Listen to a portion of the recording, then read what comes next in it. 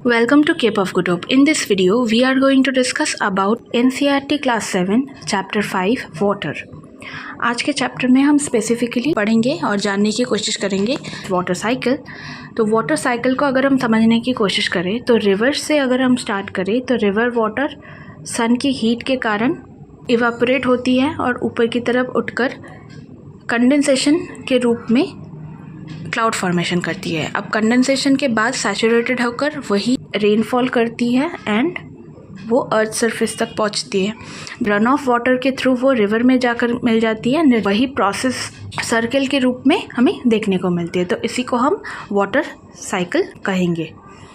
Coming to the next part, यहाँ पर आपको एक डायग्राम के थ्रू बताया गया है कि किस तरीके से हमें डिस्ट्रीब्यूशन देखने को मिलती है world wide major seas, lakes and rivers की। डिस्ट्रीब्यूशन ऑफ वाटर बॉडीज़ किस तरीके से हमें देखने को मिलेगी। सबसे ज़्यादा 97.3% सलाइन वाटर जो ओशन की हमें देखने को मिलती है, and then ice caps, ground water, fresh water and atmosphere, river, ये जितने भी फ्रेश वाटर है वो हमें देखने को मिलती है। डिस्ट्रीब्यूशन का ध्यान रखना है हमें, तो ये वाली टेबल से हमें एक आइडिया लगेगी कि किस तरीके से वाटर की डिस्ट्रीब्यूशन देखने को मिलती है। Coming to the next portion, जहाँ पर ओशन सर्कुलेशन के बारे में बात की गई है। यहाँ पर हम स्पेसिफिकली देखें तो ओशन सर्कुलेशन पैसिफिक ओशन में अगर हम देखें तो Pacific Ocean is the largest ocean we all know, और waves, tides and sea currents के बारे में यहाँ पर डिस्कशन किया गया है। वेव्स क्या होती है? वेव्स स्पेसिफिकली जनरेट होती हैं विंड्स के द्वारा। जितनी ज़्यादा विंड्स ब्लो होंगी, वेव्स की जो इंटेंसिटी है वो काफ़ी स्ट्रॉन्ग वेव्स हमें देखने को मिलेगी, काफ़ी हाइट वेव्स की देखने को मिलेगी। सी वेव्स की बात हो रही है यहाँ पर। टाइड एक अलग कॉन्सेप्ट है, पढ़ेंगे, हम जानेंगे टाइड्स के बारे में। एंड ओशन करंट्स की यहाँ पर बात की गई है, वो भी हम जानेंगे फर्दर। तो चलिए देखते हैं one by one. What is wave? तो ओशन वेव की अगर हम बात करें तो वो बेसिकली ब्लोइंग विंड्स के द्वारा जनरेट होती है। And earthquake and volcanic eruption में अंडर वाटर जो लैंडस्लाइड है can shift large amounts of ocean water, यहाँ पर बताया गया है। As a result huge tidal wave, tsunami जनरेट होती है, और ये सब ओशन वेव्स से रिलेटेड है। ओशन वेव्स जितनी ज़्यादा होगी, अगर वो उसकी इंटेंसिटी काफ़ी ज़्यादा हुई, वो काफ़ी ज़्यादा स्ट्रॉन्ग हुई, यानी कि जो विंड है, ओशनिक विंड्स जब जनरेट होती है, वो अगर उसकी मात्रा काफ़ी ज़्यादा हुई तो वो ज़्यादा वेव्स को जनरेट करने में मदद करेगी और उसके द्वारा हमें सुनामी जैसे डिज़ास्टर्स देखने को मिलेंगे। अब सुनामी के बारे में आपको यहाँ पर एक डिस्कशन दिया गया है। आप चाहो तो ये सुनामी अपने आप से ख़ुद से पढ़ सकते हो। यहाँ पर इम्पोर्टेंट बेसिकली डेट्स हैं 26 दिसंबर 2004 एंड कहाँ पर था, जो लोकेशन यहाँ पर दिया गया है वेस्टर्न बाउंड्री ऑफ सुमात्रा में हमें देखने को मिली थी। ये एक कैटास्ट्रोफिक सिचुएशन मानी जाती है और हिस्ट्री में काफ़ी ज़्यादा इम्पॉर्टेंट है। हमारी ज्योग्राफिकल एस्पेक्ट की अगर हम बात करें तो सुनामी 2004 सुनामी वो बहुत ही ज़्यादा डिस्ट्रक्टिव रही। इसकी जो अर्थक्वेक की अंडर वाटर जो अर्थक्वेक हमें देखने को मिली थी, इसकी इंटेंसिटी कितनी थी? 9.0 रिक्टर स्केल में। And Indian plate went under, Burma plate जो कि यहाँ पर दिया गया है, दिस इज़ वेरी इंपॉर्टेंट। तो इंडियन प्लेट की बर्मा प्लेट से टकराने की वजह से और अंडर वे सबमर्जेंस की वजह से सुनामी हमें देखने को मिली थी। ये काफ़ी ज़्यादा डिस्ट्रक्शन हुआ था और डैमेजेस भी काफ़ी देखने को मिली। एंड इसकी जो स्पीड थी वो 800 kilometres. Generally tsunami travel at a speed of about 800 kilometre per hour. And this is all about this. Andaman and Nicobar की कुछ आइलैंड्स भी पूरी तरीके से सबमर्ज्ड हो गई इंदिरा पॉइंट में जो लोकेटेड है। तो ये कुछ इन्फॉर्मेशन है related to tsunami. Tsunamis are rare in the Indian Ocean as the seismic activity is less as compared to the Pacific Ocean. तो Pacific Ocean में सबसे ज़्यादा हमें seismic activity देखने को मिलती है। टाइड्स, अगर हम टाइड्स के बारे में बात करें तो tide is nothing but a periodical और the rhythmic rise and fall of ocean water twice in a day. अब आप सभी को पता है कि हमारे टोटल 365 डेज़ में हर दिन हमें टाइड्स देखने को मिलती है। रिवर में या ओशन में हम अगर बात करें तो वाटर बॉडीज़ में हमें टाइड्स देखने को मिलती है। इसकी जनरेशन की रीज़न है कि ये जब मून और सन की ग्रेविटेशन फोर्स काम करती है और इसके द्वारा जब राइज एंड फॉल हमें ओशन वाटर में देखने को मिलती है तब हमें टाइड्स देखने को मिलते हैं। टाइड्स हमें रिवर में भी देखने को मिलती है वैसे तो।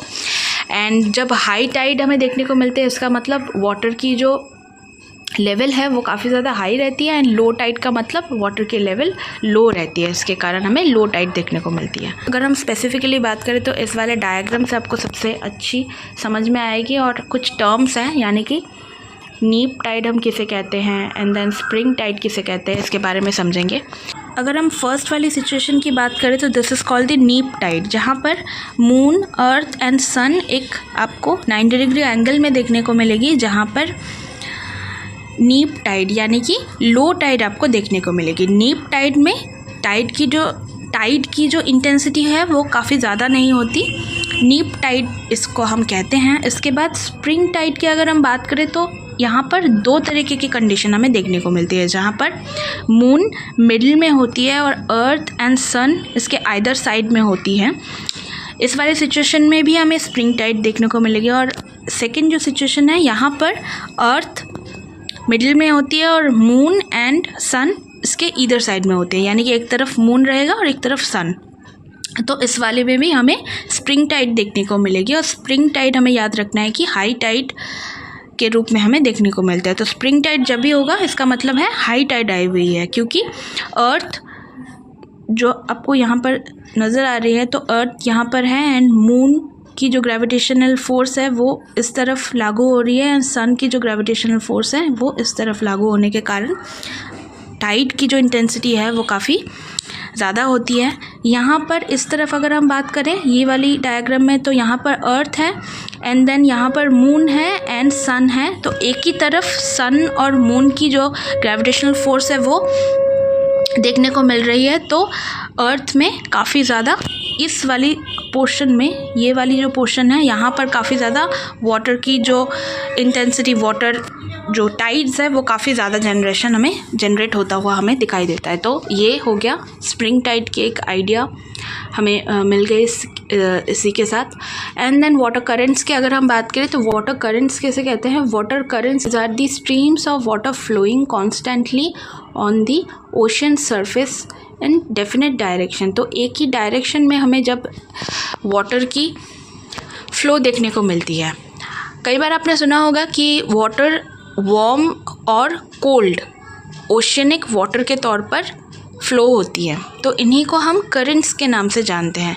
जैसे कि ब्राज़ील करंट हो गया, बेंगुएला, ये जो डिफरेंट करेंट्स होते हैं, लैब्राडोर करंट या गल्फ स्ट्रीम जब हमें देखने को मिलती है। तो यहाँ पर एक एग्जांपल के थ्रू दिया गया है कि Labrador current is the cold current and the gulf stream is the warm current.